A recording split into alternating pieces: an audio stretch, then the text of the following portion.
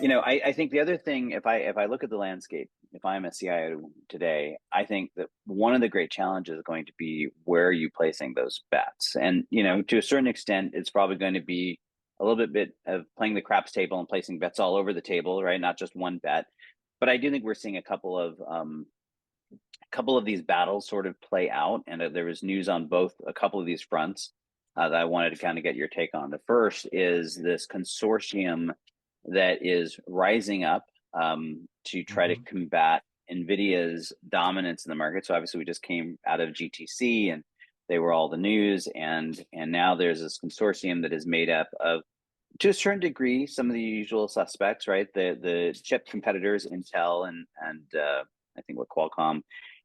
But the one that was interesting in this mix of members of the consortium was Google, Hmm. because of course Google is heavily invested with NVIDIA, and so they're sort of trying to play it both ways here, which will be interesting to see how that plays out. But I clearly think I was reading this other analysis talking about one of Jeff Bezos' famous quotes that your profit is my opportunity, and clearly Hmm. NVIDIA has a ton of profit sitting on the table, and so there's a whole lot of people saying, how can we come and take some of this? And I think in the end that's going to be good. The question mark to me is, does that matter if you're a CIO today?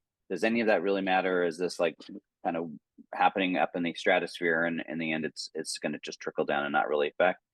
So that's my question of your take on the importance of this, because I've definitely read some people go, "Hey, this is a big deal," and others that are looking at it going, probably won't have much of an impact. Yeah, I think one of the biggest challenges right now in AI is that NVIDIA has such a stranglehold on GPUs, eh, which are the fundamental starting point for being able to experiment with AI.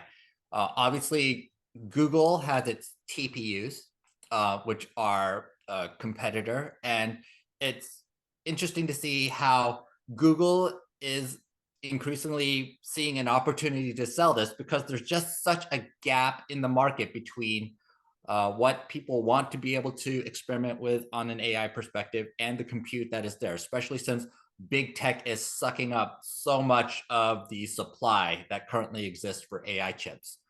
So you see Google doing that, and then you see another announcement I saw around Microsoft and OpenAI, at least talking about doing $100 billion commitment to its own AI data center, saying we're going to throw all this capex in and hopefully create the next AI cloud. So all the big tech companies are pushing against each other really hard because right now, when everybody says AI, the response is always NVIDIA.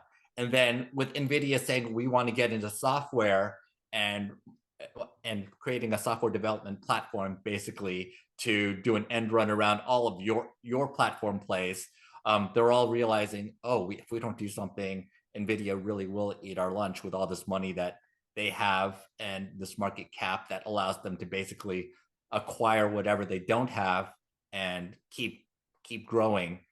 Uh, yeah, it's a wild time right now because I feel like it is very hard as a CIO to figure out who is actually doing what.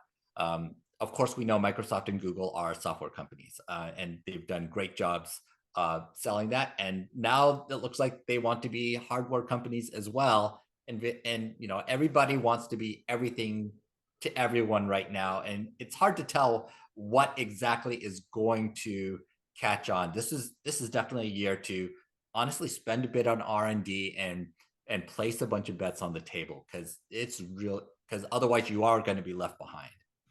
I mean, I think as a CIO today, I'm looking at this and saying, I'm not sure how much I mean, honestly, I'm sitting here sort of stuck, right? Because I go, on the one hand, I feel like it's so far up in the stratosphere that it may not matter to me in the end, at Hmm. least unless I'm, General Motors or something.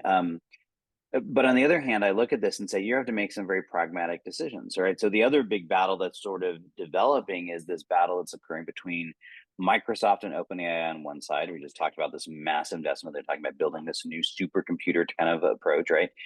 And Hmm. on the other hand, you have Amazon, and they've just finished their $4 billion investment with Anthropic.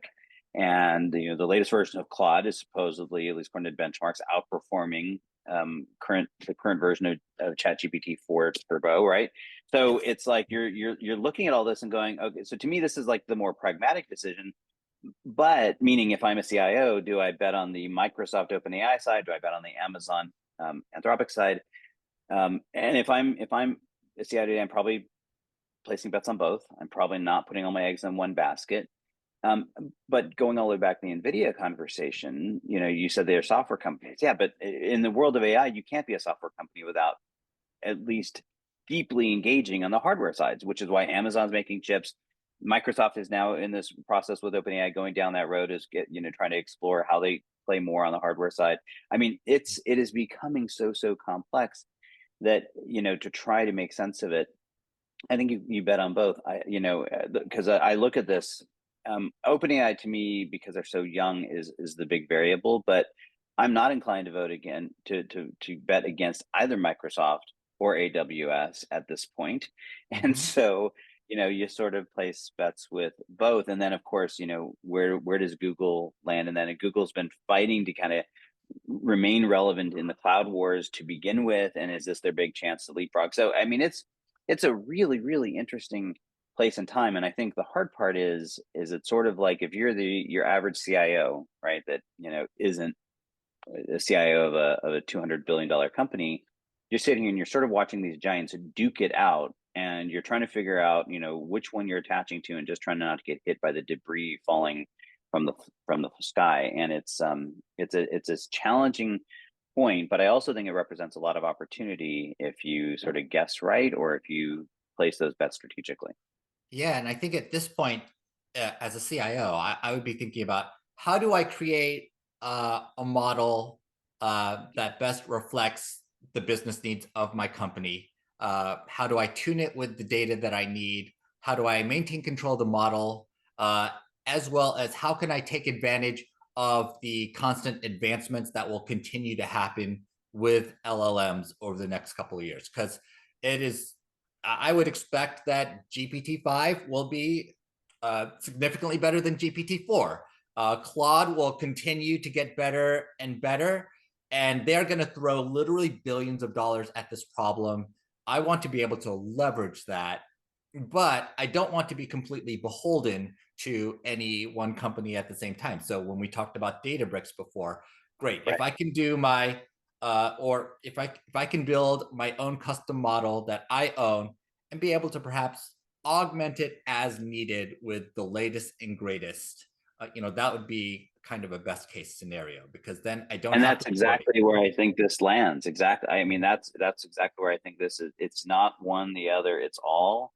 And Mhm. it's about being, and but the challenge, of course, if you're a CIO who isn't spending all their time, I mean, you and I are having trouble keeping track of all this, and this is what we do. And if you're a CIO who this isn't what your actual job is, trying to make sense of this is really challenging. And so that's, I think, going to be the difficult part, which